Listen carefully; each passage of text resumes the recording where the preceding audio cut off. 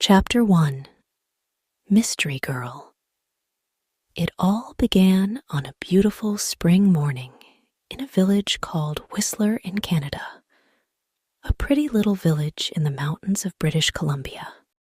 There was a cafe in the village with tables outside, and at one of these tables sat a young man. He finished his breakfast, drank his coffee, looked up into the blue sky, and felt the warm sun on his face. Nick Lortz was a happy man. The waiter came up to his table. "More coffee?" he asked. "Yeah, great," said Nick. He gave the waiter his coffee cup. The waiter looked at the camera on the table. "On vacation," he said. "Where are you from?" "San Francisco," Nick said. He laughed. "But I'm not on vacation. I'm working. I'm a travel writer, and I'm doing a book on mountains in North America. I've got some great pictures of your mountain." The two men looked up, but Whistler Mountain behind the village. It looked very beautiful in the morning sun. "Do you travel a lot then?" asked the waiter. "All the time," Nick said. "I write books, and I write for travel magazines. I write about everything. Different countries, towns, villages, rivers, mountains, people." The waiter looked over Nick's head. "There's a girl across the street," he said. "Do you know her?" Nick turned his head and looked. "No, I don't." "Well, she knows you, I think," the waiter said. "She's watching you very carefully." He gave Nick a smile. "Have a nice day." He went away back into the cafe. Nick looked at the girl across the street. She was about 25, and she was very pretty. "She is watching me," Nick thought. Then the girl turned and looked in one of the shop windows. After a second or two, she looked back at Nick again. Nick watched her. "She looks worried," he thought. "What's she doing? Is she waiting for somebody?" Suddenly, the girl smiled. Then she walked across the street, came up to Nick's table, and sat down. She put her bag down on the table. The bag was half open. "Hi, I'm Jan," she said. "Do you remember me?" "We met at a party in Toronto." "Hi, Jan," said Nick. He smiled. "I'm Nick, but we didn't meet at a party in Toronto. I don't go to parties very often and never in Toronto." "Oh," the girl said. But she didn't get up or move away. "Have some coffee," said Nick. The story about the party in Toronto wasn't true, but it was a beautiful morning, and she was a pretty girl. Maybe it was a party in Montreal or New York. The girl laughed. "Okay, maybe it was, and yes, I'd love some coffee." When she had her coffee, Nick asked, "What are you doing in Whistler? Or do you live here?" "Oh no," she said. "I'm just traveling through.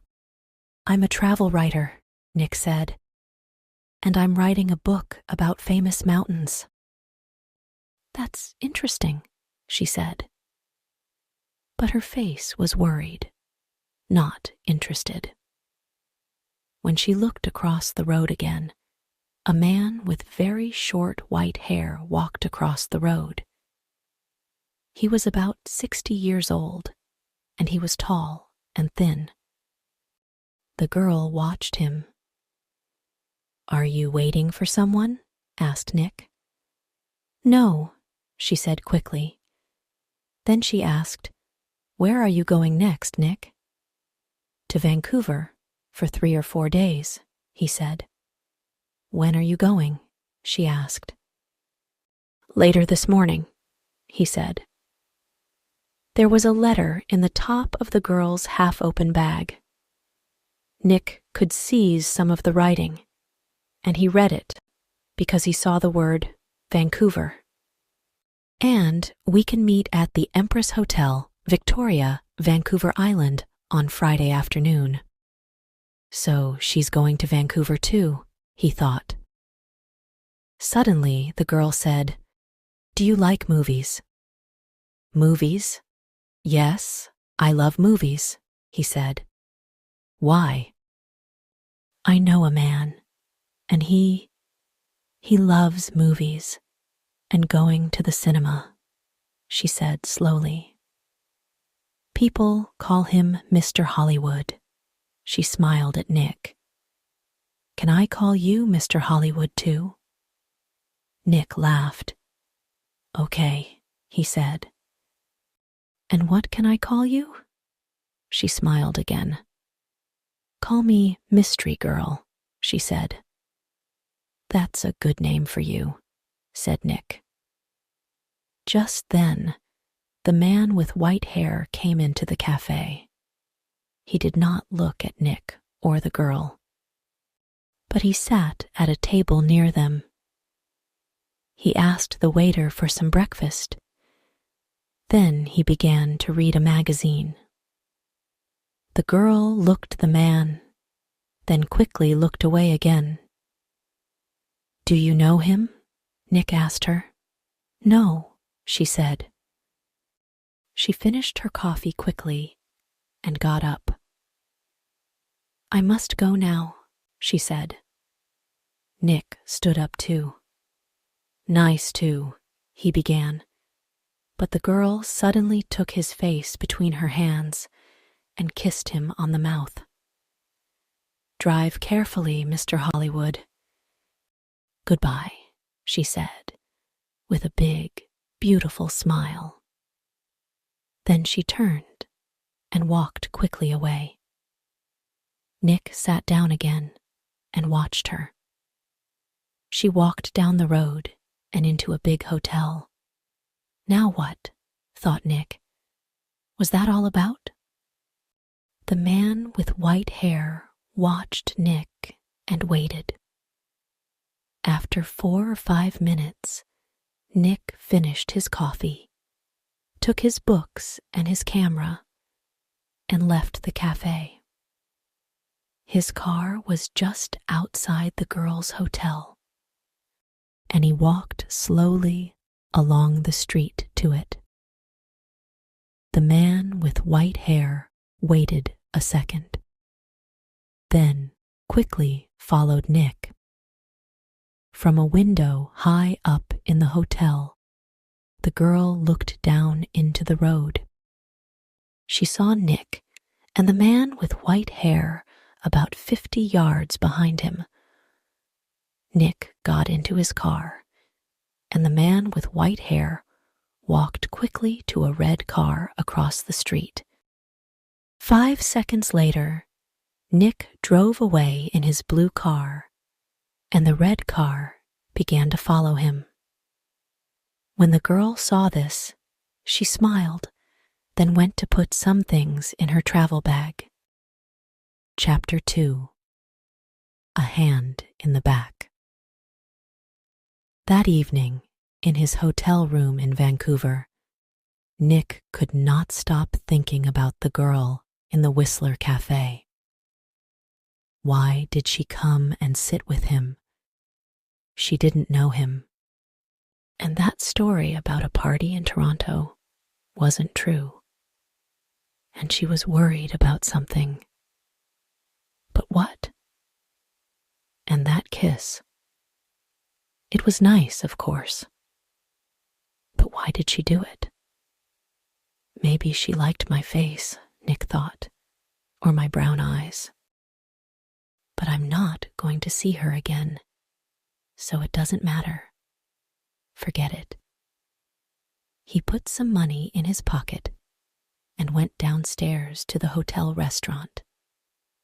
But there were no free tables, so he walked down to Gastown and found a restaurant there.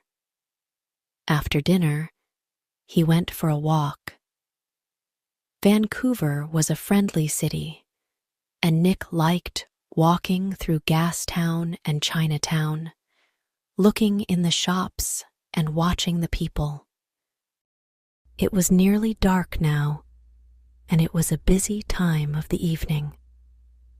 There were a lot of cars and a lot of people. After a time, Nick began to walk back to his hotel. He came to a busy street and waited with a small crowd of people to go across. A tall woman in a blue dress stood next to him. She turned and smiled at him. "It's the first warm evening of spring," she said. "It's nice to be out after the long, cold winter." "Yeah," said Nick. "It's great." Suddenly, there was a hand in his back, and the hand pushed Nick into the road. Nick fell on his face in front of a big green car. People screamed, but the green car stopped only inches from Nick's head. The woman in the blue dress ran into the road and pulled Nick to his feet. "Are you okay?" "What happened?" she said. The driver of the green car shouted angrily at Nick, but Nick did not hear him. "Somebody pushed me," he said to the woman. "I didn't fall. Somebody pushed me." "Pushed you?" said the woman. "Who? I didn't see anybody." Nick looked at the faces of the people near him, but he didn't know them. Then he saw a man's back. The man was tall and thin and had very short white hair. He walked quickly away down the street and did not look back. "Hey, you!" Nick shouted. "Wait!" But the man did not stop, and he was soon lost in the crowds. "Did he push you?" asked the woman in the blue dress. "I don't know," Nick said. "Do you know him?" she asked. "I don't know his name," Nick said, "but I know that short, white hair. Now, where did I see it before?" The woman began to move away. "I must get home," she said. "Are you okay now?" "Yeah, I'm okay," Nick said. "And thanks. Thanks for your help." "That's okay." The woman smiled. "Be careful now." Back in his hotel, Nick sat on his bed and thought. It was an accident. Nobody pushed me. It was an accident. Nobody wants to kill me. And there are hundreds of men in Vancouver with white hair. It was 1 o'clock in the morning, but Nick couldn't sleep. He listened to the cars in the road, and he looked at the night sky through his hotel room window. Then he sat at the table and tried to write some more of his book about mountains. But he couldn't think about his work. He got back into bed. There were 4 or 5 magazines in the hotel room. They were not very interesting, but Nick sat in bed and opened one and saw a photo of Mystery Girl. He looked at the picture very carefully, But yes, it was her. Jan, the girl from the Whistler Cafe. She was next to a man of about 50 or 55, and they were in the garden of a big, expensive house. They smiled at the camera, and they looked very happy. A Canadian millionaire Howard Hudson and his daughter Meg, it said, under the picture.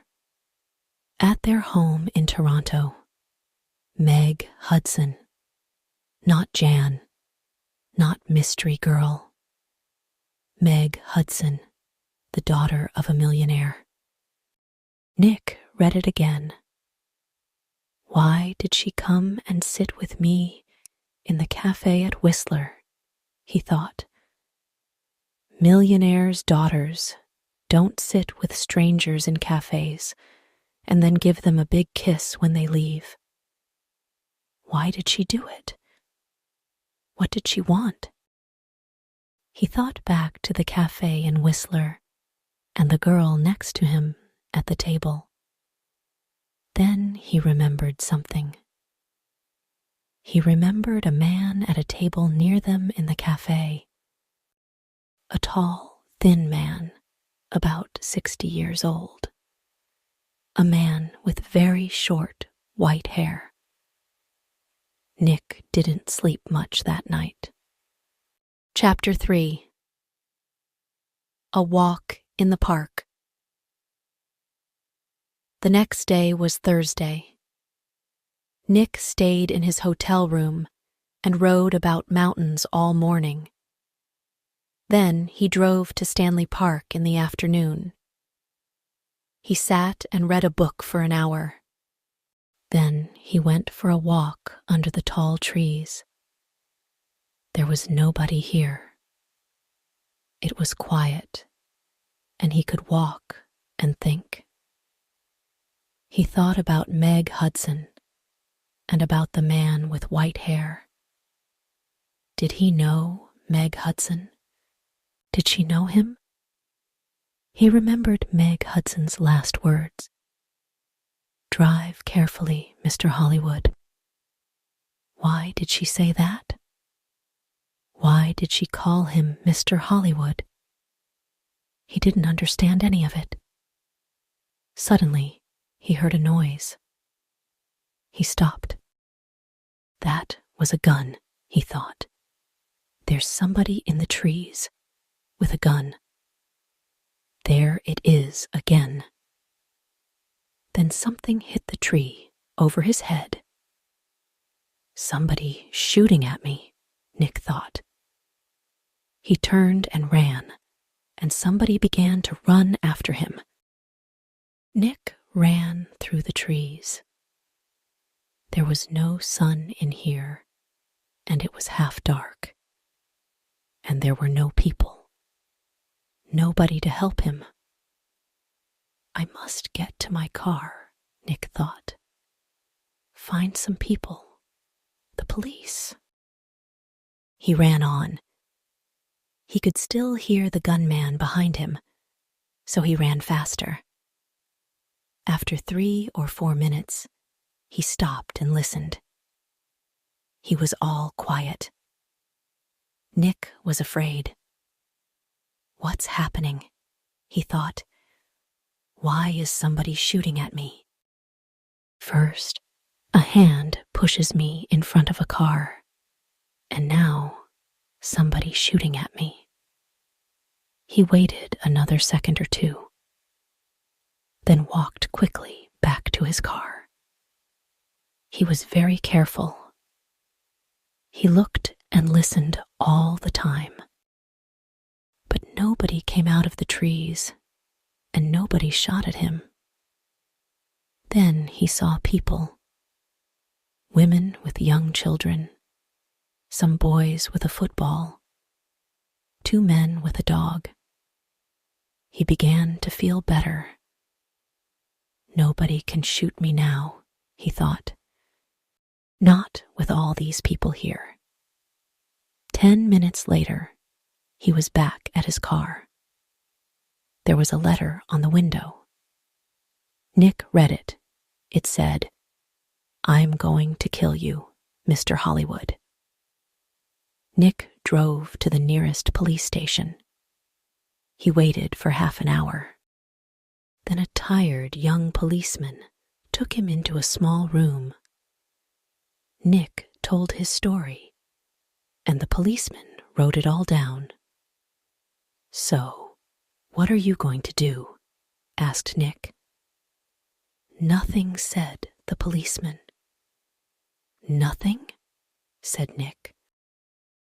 "But somebody shot at me and—" "Mr. Lords," the policeman said tiredly, "how many people are there in this town with guns?"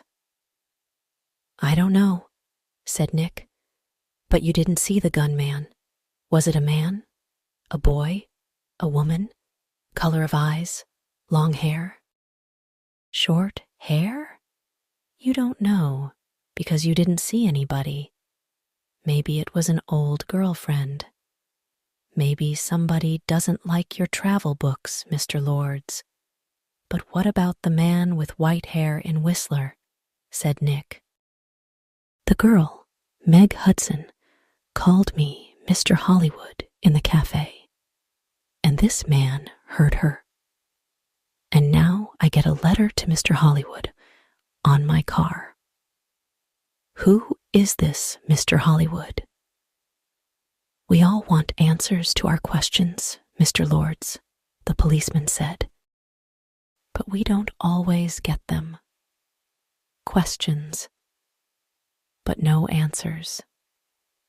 Nick walked out of the police station and drove to his hotel. He was angry and afraid. How did the man with white hair find me in Vancouver? He thought. Did he follow me from Whistler? Is he following me now? Maybe he's staying at my hotel too. In the next room, with his gun. Chapter 4. The Man with White Hair. Nick stopped his car in front of the hotel. He looked carefully before he got out, but there was nobody with white hair near the hotel. He half ran through the hotel doors and went to the desk inside. "I'm looking for a man with very short white hair," he said to the woman behind the desk. "He's staying here, I think. He's about 60 years old, and he's tall and thin." The woman did not look very interested. "There are a lot of visitors in the hotel," she said. "Do you know his name?" "No, I don't," Nick said. "He's a friend of a friend, you see. He arrived in Vancouver yesterday, and I must find him. It's very important. Please help me." The woman looked at him. "There are 350 rooms in this hotel," she said, "and maybe 30 or 40 men with white hair. How can I remember all their names?" She turned away to answer a telephone call. Nick walked away from the desk. "A drink?" he thought. "I need a drink." He went into the hotel bar, got a drink, and sat down at a table. "So, what do I do now?" he thought. And then he remembered something.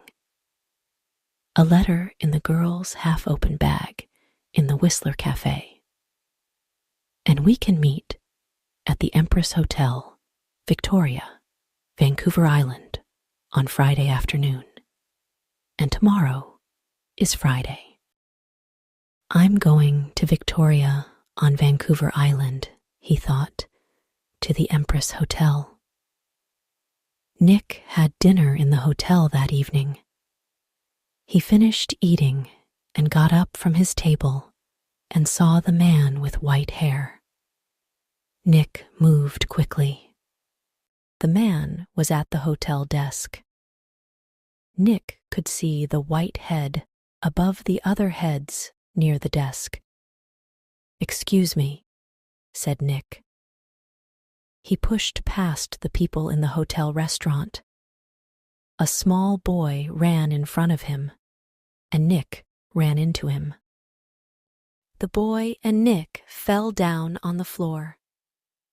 The boy began to cry. "Hey," said a woman behind Nick. "I'm very sorry," said Nick. He got up and helped the boy to his feet. "Are you okay?" he asked the boy. "Be more careful next time," said the woman. Nick moved away quickly. But when he looked back at the hotel desk, he couldn't see the man with white hair. He pushed through the crowd of people. "That man!" he shouted at the woman behind the desk. That man with short white hair. Where did he go? The woman looked at Nick. "Mr. Vickers," she said. "I don't know." "Vickers, is that his name?" said Nick. "What's his room number?" "I'm sorry. I can't tell you that," the woman said. "But I need to," began Nick. The woman turned away to answer the telephone. After a second or two, Nick went upstairs to his room. Vickers, he thought. Does Meg Hudson know Mr. Vickers? I need some answers, and I need them quickly. Chapter 5. Vancouver Island. Tawasun was about 23 miles south of Vancouver. Nick drove there in his car the next morning for the 1 o'clock ferry to Vancouver Island. Every 5 minutes he looked behind him. The road was busy. Black cars, white cars, red cars, green cars. Maybe Vickers was in one of them. At Tawasun, Nick drove his car onto the ferry. There were a lot of cars and crowds of people. Nick got out of his car and walked up and down the ship. He looked for a man with white hair, but he didn't see one. Soon, the ferry began to move, and Nick felt better. He found the ferry restaurant and got something to eat. More people came in. Nick looked at the faces of all the older men. Some had hats on, so he looked for somebody tall and thin. But there was nobody. Maybe he's not on the ferry, Nick thought. Maybe he's back in Vancouver. Later, Nick walked around the ship again. Once, he thought he saw the man with white hair in the crowds, but he could not be sure. 90 minutes after leaving Tawasun, the ferry arrived at Swartz Bay on Vancouver Island, and Nick went back down to his car. Swartz Bay was 20 miles north of Victoria. Nick drove quickly and again looked behind him every 4 or 5 minutes. Once, he saw a red car about 200 yards behind him. Did I see that car on the road from Vancouver to Tawasun? He thought. He drove more slowly, but the red car still stayed 200 yards behind him. And Nick couldn't see the driver's face or hair. Soon, he was in the busy streets of Victoria, and Nick didn't see the red car behind him again. Victoria was a city of gardens and beautiful old buildings. Nick liked Victoria very much, but today He wasn't interested in gardens or buildings.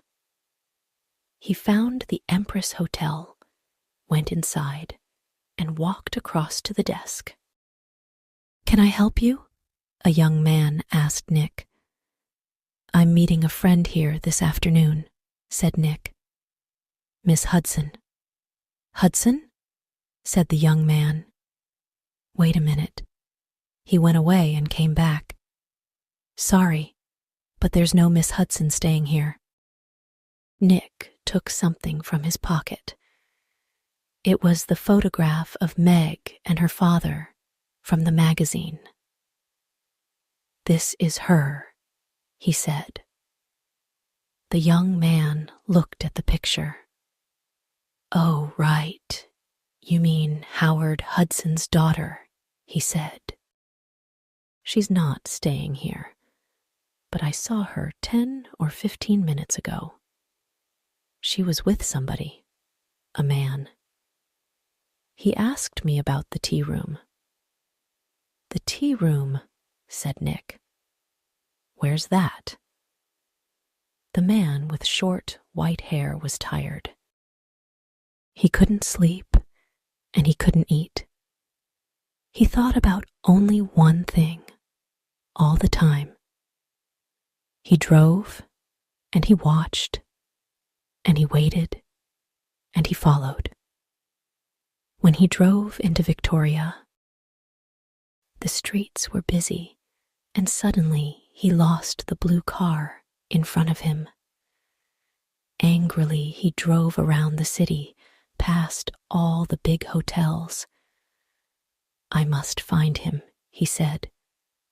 "I must do it today." Then he saw the Empress Hotel, and in the street outside it, a blue car. He drove past the hotel, left his car, and ran back down the street.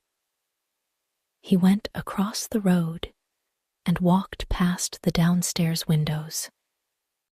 There was a big room with tables and chairs and a lot of people.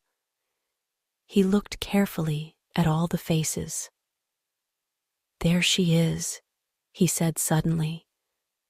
There were 2 men with the girl. He couldn't see their faces, only the backs of their heads. But one of the men was in a green shirt. "Mr. Hollywood," the man said and smiled. "Goodbye, Mr. Hollywood." All in the street turned to look at him, but the man did not see them. He walked up to the doors of the hotel and put a hand into his pocket. Inside, the gun was cold and hard. Chapter 6. A Tea Party. Meg looked through the doors of the tea room in the Empress Hotel. Meg Hudson sat at a table with a man. The man was about 30, or maybe a year or 2 younger. He was tall and brown from the sun.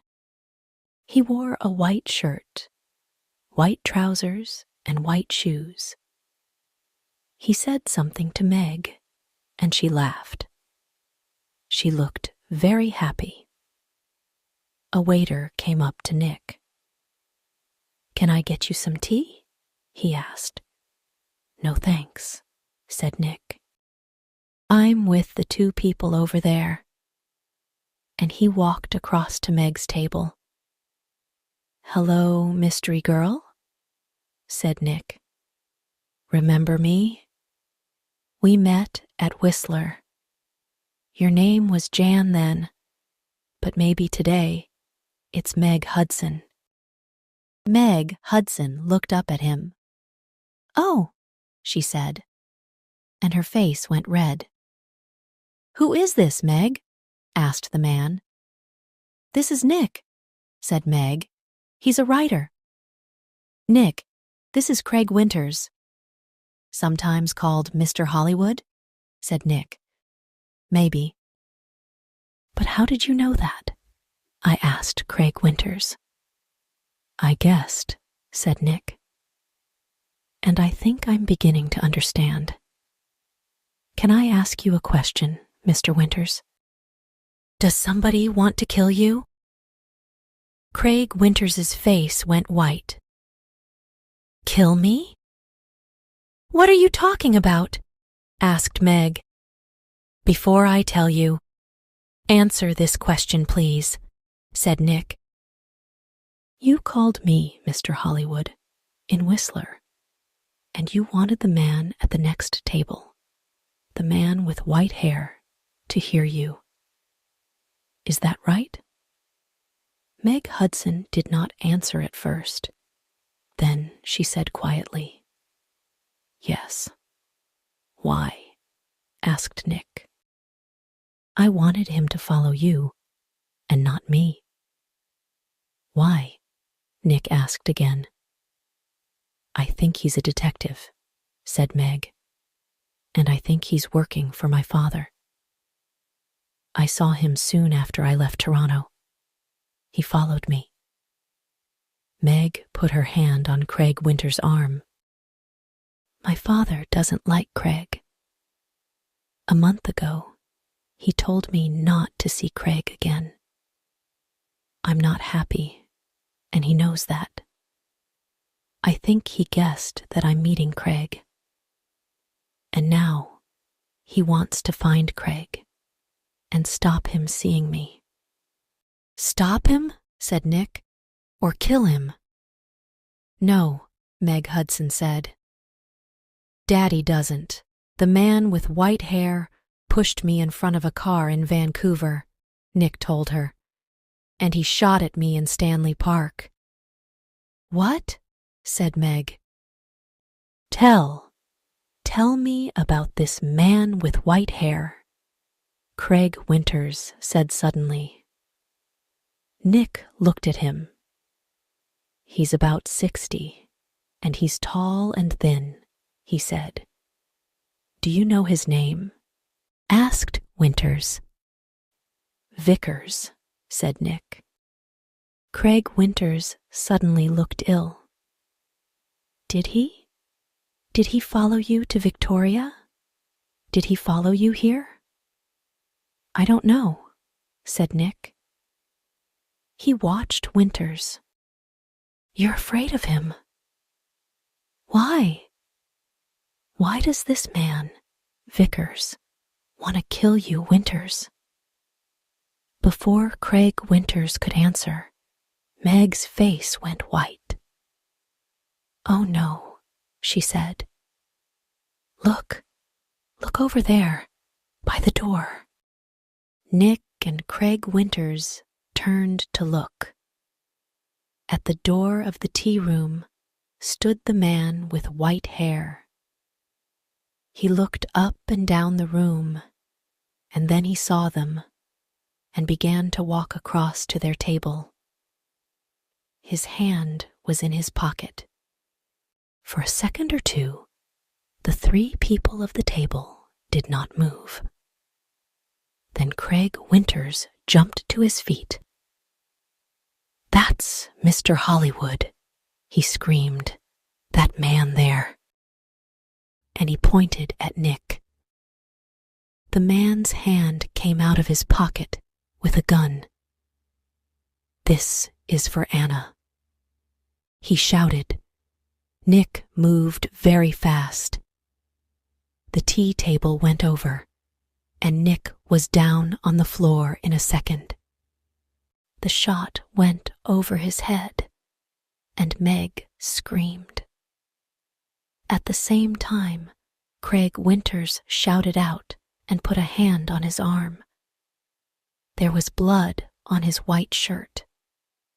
Then more people began to scream, and two waiters pulled the man with white hair down onto the floor.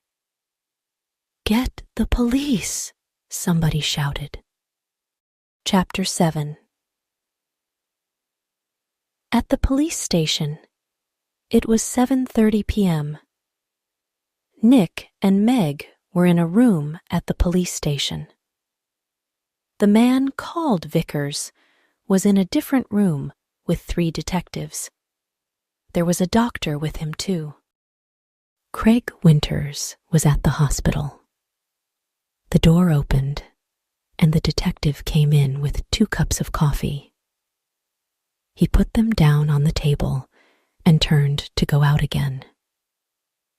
"Detective Edmonds," Meg said. "Did the hospital call? Is Craig going to be all right?"